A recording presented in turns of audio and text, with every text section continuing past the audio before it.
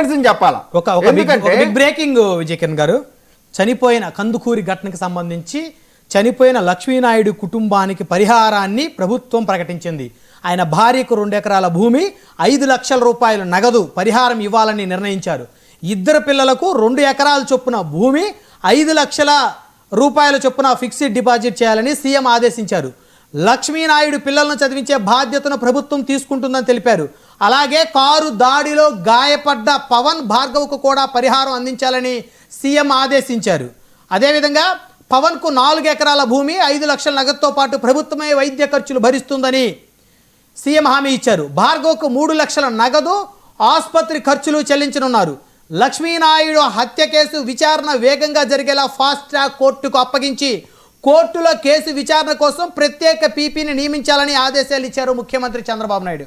ఇది big breaking Kandukuri ఘటనకు సంబంధించి విజయకిరణ్ గారు. అవునండి. ఇప్పుడు దాంతో పాటుగా నా యొక్క ఇంకొక దాని అడిషన్ ఏంటంటే, ఆ వృద్ధులైనటువంటి తల్లిదండ్రులు ఉన్నారు, వారిని కూడా అడ్రస్ చేయాల్సినటువంటి అవసరం ఉంది. దానిపైన కూడా మీడియా మీరు కూడా దాన్ని ఎక్స్పోజ్ చేయాలా. మేము కూడా ఖచ్చితంగా పార్టీలో మేము కూడా చెప్తాము.